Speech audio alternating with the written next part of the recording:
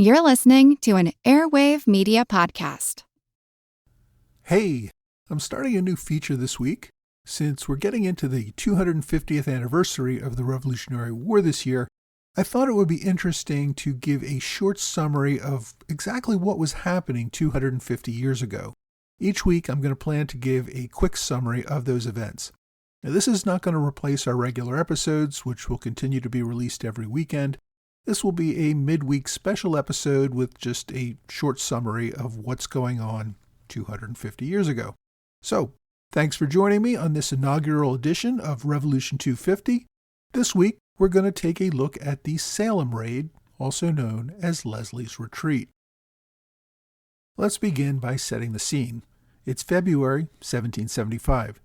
General Thomas Gage had arrived in the Massachusetts Bay Colony the summer before. London had selected him to be the new military governor of Massachusetts and to command all British forces in North America. Parliament had just passed the Coercive Acts, later called the Intolerable Acts, and Gage was the man to enforce them.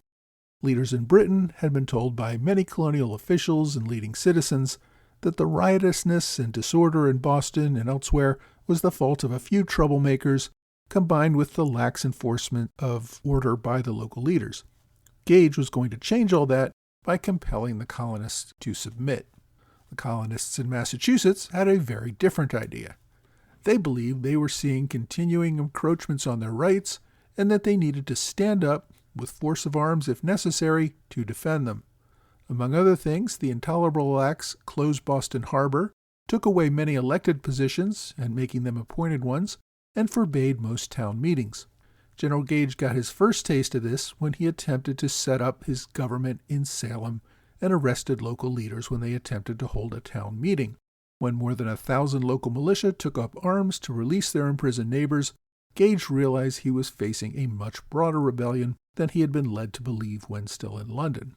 Gage then retreated to Boston, which was more defensible, and sent a series of requests for reinforcements to London. After Gage withdrew to Boston in October 1774, he essentially abandoned all attempts to govern the state outside of Boston. Patriot leaders formed a provincial congress and prepared for war. Over the winter, Gage received pressure from London to take more aggressive action, including to arrest Patriot leaders. Gage did not do this, fearing that such actions would force all of the state militia to turn out against him and overrun his small forces. He wanted reinforcements before doing much of anything. The one proactive measure that Gage could take would be to seize arms and ammunition wherever he could. In September, Gage had seized the contents of the powder house near Boston and stored the barrels of black powder in a more secure location in Boston Harbor. In December, he sent a force up to collect cannons at Fort William and Mary in Portsmouth, New Hampshire. So, by late February 1775, Gage had received intelligence that the rebels had a cache of possibly 17 cannons in Salem. These cannons were being refitted with new carriages for use in the field. So Gage planned a raid that would sail a group of regulars up the coast within a few miles of the cannons so that the regulars could secure them and bring them back to Boston. Gage put Lieutenant Colonel Alexander Leslie in command of the operation. Leslie commanded the 64th Regiment and was stationed on Castle Island in Boston Harbor. Leslie had also led the raid on the powder house near Boston several months earlier. The plan was to sail up the coast at night, land, and take the cannons in an early morning raid, then return to Boston before the militia could be alerted and react. This was similar to what they had done when securing the powder house in that earlier raid. The problem for the British was that the colonists had learned from that earlier raid. They had built a better intelligence network within Boston to learn of such raids, and they had also implemented a system to alert militia to react and respond much more quickly. So, a ship carrying 240 regulars left Boston just after midnight on February 26, 1775. They sailed up the coast to Marblehead, where they disembarked and marched toward their target.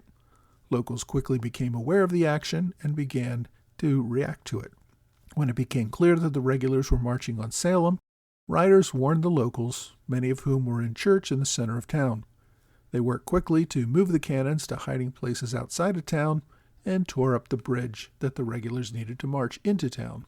When the regulars finally arrived, They were able to put down new planks on the bridge and enter Salem, but their next step was to get over a drawbridge to reach their target, a blacksmith shop that was just north of town. The locals kept the drawbridge up and taunted the regulars from the other side of the river. Gage threatened to fire on them, but the locals just dared him to try. They knew that spilling any blood would bring down a wrath on the British that they were not prepared to handle. Colonel Leslie was also concerned that too long a delay might result in a fight. He was concerned that the militia might form and try to block his retreat back to his ships. So he had this tense standoff at the drawbridge, which lasted about 90 minutes. By that time, all the guns and ammunition were safely hidden far away. Eventually, Leslie and the Patriots came to an agreement.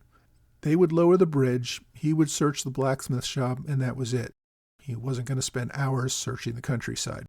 So that's what they did. The regulars searched the shop, found nothing, and returned to their ships. Throughout their march, though, the locals taunted the regulars and dared them to fire.